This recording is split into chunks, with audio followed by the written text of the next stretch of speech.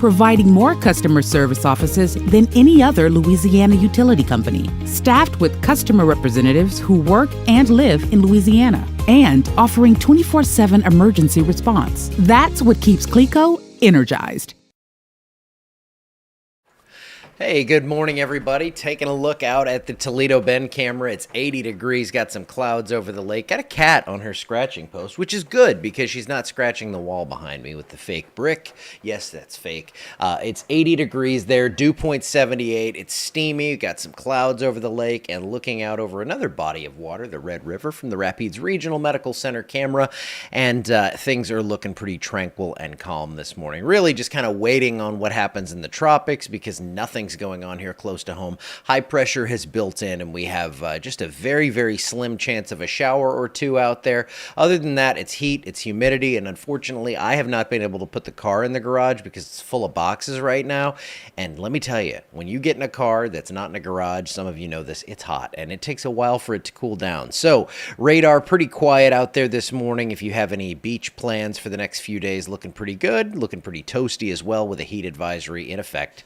Excessive heat warnings up to the north. That includes you, Mom, in St. Louis. So it's going to be hot. Stay inside. You know, don't do anything too crazy. Don't get out there and party too hard. Low to mid 80s here by 9 a.m. We're there right now. And we're going to see mid to upper 90s today. Could somebody hit 100? Yeah, I doubt it. I think it's so humid out there that, you know, while we feel it more when it's humid, you know, it's different to be hot here than it is in Vegas or something like that. It's also a little tougher to warm it up when it's that full of moisture. So it's going to feel hotter. It's just not going to be there on the thermometer, if that makes any sense. We're going to see it in the heat index, not the actual temperature. But it's still at 96 with dew points in the mid to upper 70s. That's why you have your heat advisory in place. And with that being said, we're not going to see much in the way of thunderstorm development. Typically, I think when you feel all that humidity, you're like, well, we're going to get our daily storms, right?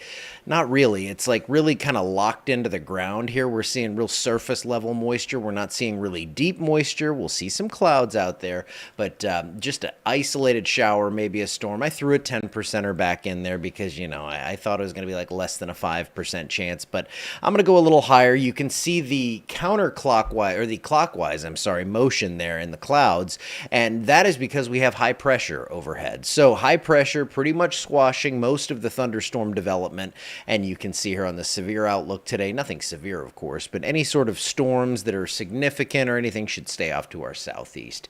And all that said, rain is going to be sparse over the next week or so. Someone could see nothing in the next week. I do think we'll see a few showers in the area, especially this weekend. We bump chances up to about 40%, but it's typical summer stuff, not anything organized like what we saw a few days ago. Now, this is the big thing to watch here. We have this area of interest out over the Bahamas, Florida. You know, there's kind of a bifurcation in the models, if I want to use a $10 word here. We have the one that's kind of curving this up the eastern seaboard and out to sea. We have another that brings a piece of this energy out into the Gulf of Mexico and does really weird things. You're going to see weird model runs posted on social media from someone who's like a real estate developer or something, but you get these content creators that get wind of this. They put it out there and it gets shared 4 billion times and they get paid somehow for that.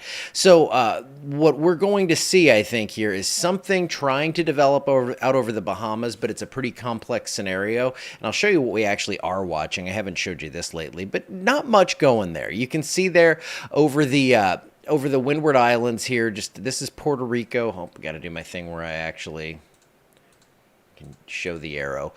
Puerto Rico right there. So this is the area we're watching here. It's very disorganized as of right now. It's going to continue on toward the west-northwest and eventually come up over here. And once it gets over the Bahamas, this chain of islands right here, that's when we'll see what we're going to get, if this is going to shove west toward the Gulf of Mexico or if it's going to turn. Now, we are seeing a little bit of a trend towards some weird model runs on this stuff, but don't, again, pay attention to there's one that like stalls this off the Florida coast for 5 days and just sits there and just throws rain over the panhandle and the entire state of Florida and Alabama and Mississippi and all that stuff. So if you are seeing stuff like that and you have beach trip planned out to the Panhandle, don't sweat it yet. We're going to be watching things closely, of course, and we're going to let you know what's going on. Oh, thank you, Donna. I appreciate that. So here's what we have on your 7-day forecast. Still not factoring in any sort of tropical impact locally, but it looks like mid to upper 90s for the next week, and we're going to see scattered storms over the weekend. It's not going to be a day ruiner. Don't look at that and say, oh, of course, I'm weekend plans. I want to be outside. It's going to rain a little bit. I mean, a lot of you are not going to see this. So just scattered stuff from Saturday through Monday. Then it gets more isolated as we get into Tuesday. And then we really kind of shift toward watching those tropics, see what's going on out there, and see what that system's kind of deciding to do. I'm not altering plans. I'm still not freaked out about this. I did look, though, at just to switch gears here. When I was looking at the temp outlook before I did the show here, I'm like, okay, a little below or a little above normal here. That's mid-90s, maybe upper 90s. Up to the north, though, I was like, what is that, like, deep blue up here in Fargo and Duluth? And that means highs like in the upper 60s, low 70s, overnight lows, upper 40s to near 50. And then I went even further and looked up into Alaska, and there are some areas that are already seeing a little snow up there. So things are starting to cool off as the days get shorter, that sun angle gets lower. Up to the north, we are cooling things off a bit. So it's all happening. In due time, it shall be here. And then the precip outlook, pretty close to normal, maybe a little bit more rain than typical in some areas, especially to the north as we get in toward mid-August. But really, the focus is going to be on what's happening with the tropics. And we will, yes, you did. You helped pay for that $10 word. Only $9.50 to go. I'll cover the rest.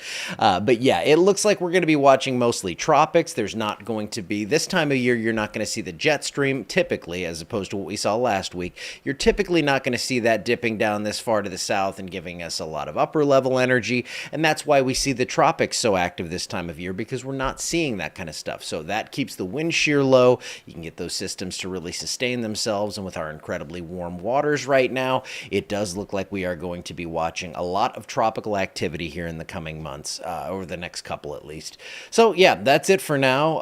That's what my main focus is going to be. I will be live once again tomorrow. I'm sure you saw Tom's update yesterday. Poor dude has the shingles and a sinus infection, just for good measure. So he is not feeling great, and his voice is a little messed up. So I told him, take the live streams off for now. I can handle this. He's still updating the 7-day and doing his behind-the-scenes things, which I told him he has accumulated plenty of sick leave, which he has whatever he wants. So anyway, I'm going to get out of here for today. You guys have a wonderful one out there on this very toasty Wednesday. I'll see you back here tomorrow.